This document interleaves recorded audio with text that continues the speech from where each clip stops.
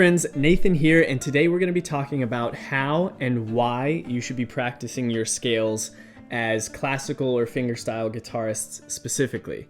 Now just a warning, I do get a little controversial with one of my scale practice philosophies that I'm going to share, but keep an open mind. I might just be able to bring you over to the dark side. Now while you're listening, I want to hear from you. Scroll down and let me know in the comments, do you practice scales already? And if so, what's your approach? What's your practice routine for scales? Let me know again in a comment below. Now I'm going to start with the why, because I've seen so many guitarists spend hours and hours practicing scales blindly without really knowing why they're doing it. Maybe their teacher told them to play scales. Maybe they saw some other guitarists that they really admire practicing scales. Or maybe they just have this assumption that hours and hours of scale practice is the key and the secret to being able to play fast. But it goes so much deeper than that. Scale practice is meant to target and improve very specific elements of your technique. And if you don't know or understand what those techniques are, then you're flat out wasting your time practicing scales. I'm gonna walk you through and teach you that spicy passage I played at the beginning of this video because it doubles as an excellent scale exercise. So it's my arrangement of This Is Burke from How to Train Your Dragon. And if you haven't seen that video yet, I've linked that down in the description. As we go through this, I'm gonna point out and explain some crucial techniques and concepts that good, productive scale practice should target. Focusing on these specific elements will give purpose to your scale practice and answer that why question. So we're in drop D tuning for this exercise. So if you're following along with your guitar, take a moment to tune your low E string down to D. And looking at the notation here, one of the first things that I want you to notice is that I've included right hand fingerings for every note. So scale practice should help you develop coordination and control in your right hand finger alternation. So in this exercise, our right hand is primarily alternating back and forth between our I and M fingers. Looking at the first measure, start up in 8th position with your 4th finger on the 1st string, 12th fret. Play 12 and open A with your thumb. Then 8, then 10 on the 2nd string.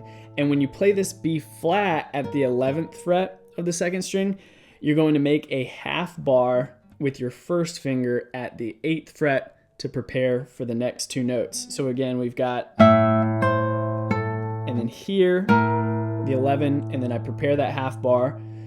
All right, then I'm going to play the bass note with that 11 at the same time, pull off from 11 to 8, and finish the measure with the 8th fret of the 3rd string. So make sure you're following the right hand fingering throughout. I, M, pull off, I. In the second measure, you play the same notes an octave down. In first position, starting with this little A, M, I arpeggio, A, M, I, of course again with the thumb playing the bass. Then 3rd fret of the 3rd string with the bass again, pull off to open, then 1st fret of the 4th string. So that whole measure is. Now you shift your 1st finger up to 2nd position, playing 2nd fret and our bass, hammering on to the 5th, 3rd fret of the 3rd string, 2, 5, 3. So that whole measure is.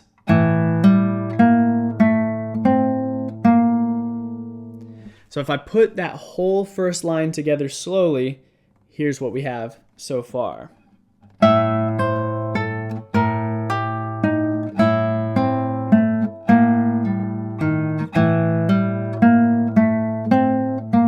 Another reason we practice scales is to improve our string crossing. So we want to be able to seamlessly transition our right hand fingers up and down across the strings, and that happens a ton in this exercise as well as scales in general. Keep in mind, if you're coming up with your own fingerings for your own arrangements or for a piece that you're learning, certain right hand fingerings make for easier string crossings. So if you're moving to a string below your current position, you want to use a lower finger. Or if you're moving to a string above where you are, you want to use a higher finger. For example, if the last note I played was on the 3rd string with my I finger, and the next note is on the 2nd string, I want to play that next note with my M finger. If you do the reverse, you end up with this awkward and unnatural crisscrossing of your fingers, which you can't always avoid, but you should wherever possible. This is why I start with the A finger at the beginning of measure 4. The last note that I played in measure 3 was on the 3rd string with my M finger, right here.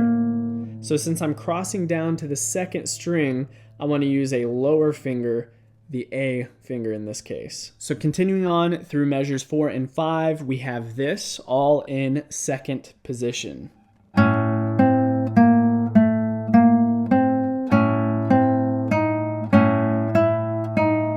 Now in measure 6, we change up the rhythm with some accented notes, which brings me to another reason why we practice our scales, to work on our articulation and emphasis of certain beats. If you play every single note equally, your playing is going to be very boring and two-dimensional.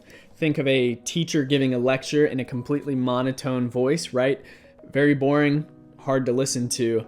Articulation and emphasis give character to our playing and helps drive the rhythm home. This exercise is in a 6/8 time signature, meaning with the exception of measure 6, you're going to be putting a slight emphasis on the first of every 3 eighth notes. So if we look at the beginning, like this for example, 1, 2, 3, 4, 5, 6, right? So the emphasis is here and here. In measure 6, however, there's an accent above every other 8th note, meaning you'll emphasize beats 1, 3, and 5. 1, 2, 3, 4, 5, 6. The bass notes coincide with the accents to help bring out that emphasis even more. So really bringing out those contrasting accents in measures 5 and 6 is a great exercise in practicing your articulation. So if we look at 5 and 6 and that contrast here,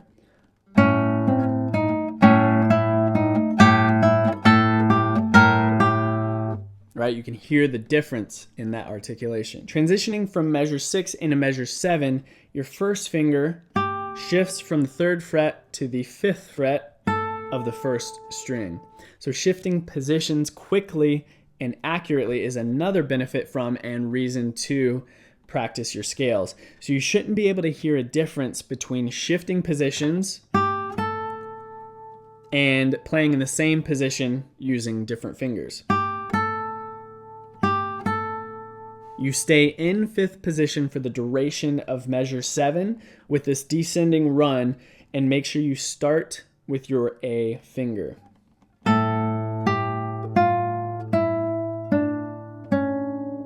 Measure 8 is a little tricky because you have to hold down your 3rd finger on that A bass note at the 7th fret of the low E string while your other fingers ascend up the scale. So we have this.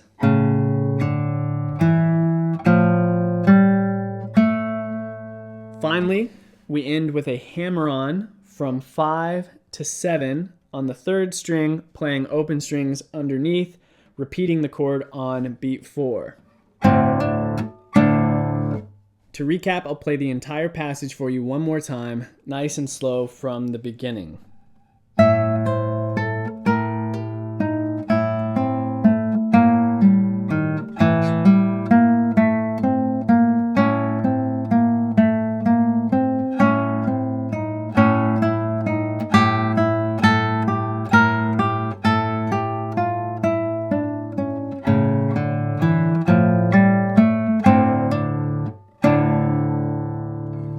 Before we move on to how you should be practicing your scales, I want to talk about one last benefit of scale practice, and that is improving your economy of motion in both your right and left hands. Economy of motion is how efficient your hand movements are. So you always want your right hand and left hand fingers to stay as close to the strings as possible, minimizing both the time and the distance that they have to travel to get on the string and play a note. For the left hand, keep all your fingers, whether you're using them or not, trained in close and pointing toward the strings.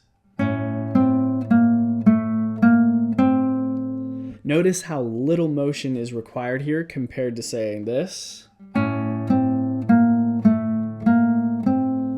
Right? Really sloppy, tons of excess movement, bad economy of motion. Good left-hand economy of motion improves your left-hand accuracy as well, because with less distance to travel to the strings, you're less likely to miss your target. For the right hand, avoid swatting at the strings with a lot of extra motion. That would kind of look like this.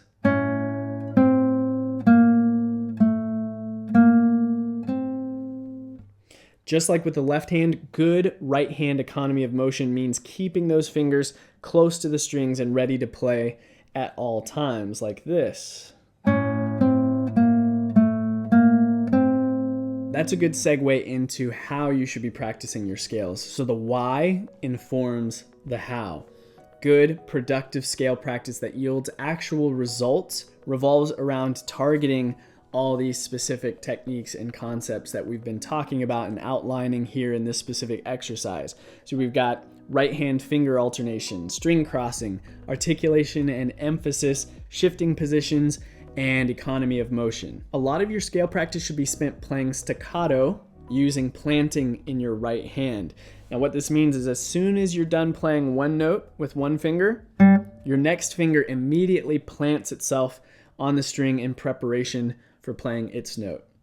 So that'll look and sound like this.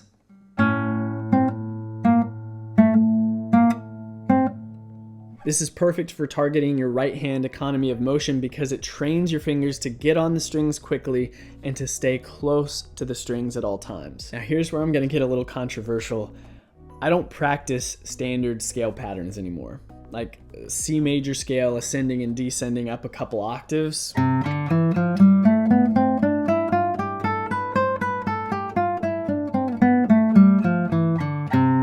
That stuff, I don't practice that. Now don't get me wrong, it's really important from a music theory standpoint to know and understand your major and minor scales.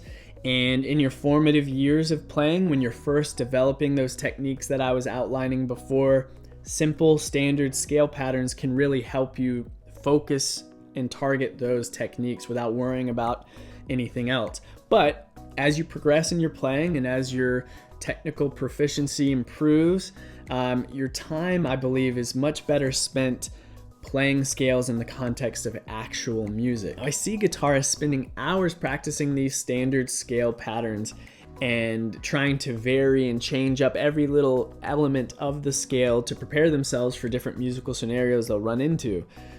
So like changing up the rhythm or alternating M and A instead of I and M. But in my mind, nothing is going to prepare me for different musical scenarios better than actual musical scenarios.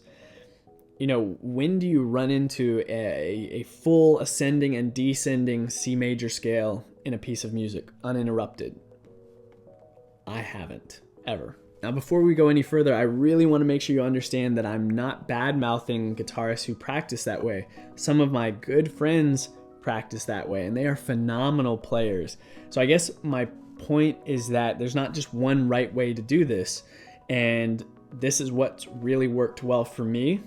And my method might resonate more with some of you than others, and that's totally fine. So what I do is I take excerpts from different pieces of music that have some type of scale passage in them, just like we did in this video from my How to Train Your Dragon arrangement, and I turn those into scale exercises as part of my regular practice routine. I love this approach because one, it allows me to play real music, which is always more fun than boring scale patterns.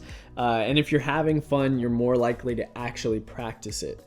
And two, standard scale patterns don't truly prepare you for what scales look like practically in real music. Real musical applications of scales generally require you to do more than what you see in standard scale patterns. So even in the exercise that we saw in this video, we had varied rhythm, holding down bass notes while other fingers continued the scale, varying patterns and flow of notes, so not just ascending and descending stepwise motion, hammer-ons, pull-offs, changing the emphasis of certain notes, and having to flow freely between arpeggios and scales. Let me know what you think. Does this approach make sense to you, or am I a crackpot? All right, let me know in the comments. I genuinely want to know what you think and to have a conversation. Regardless, I hope that this video helped provide some direction and purpose to your scale practice. I didn't really touch on this today, but to wrap up, there is one more benefit of scale practice, and that is improving your knowledge and understanding of the fretboard. And I have a free training that helps you with just that. Because if we're being honest, as guitarists, we're kind of notorious for not really knowing our way around the fretboard. It's called Fretboard Freedom, and it'll teach you how to find and play chords anywhere on the fretboard, which in turn will help you memorize the notes of the fretboard. I've included a link to the training down below in the description. Again, it is totally free. It's my gift to you as my subscriber. And again, it's a perfect start as well for anybody who's looking to start making their own classical or fingerstyle guitar arrangements. Thank you so much for watching. Tabs and sheet music for the exercise in this video are linked below in my website. If you enjoyed the video, hit the like button to let me know that I didn't scare you away with my wacky methods. And to help more people see it, make sure you're subscribed with the notification bell on so you never miss future videos. But as always, much love, and I'll see you in the next one.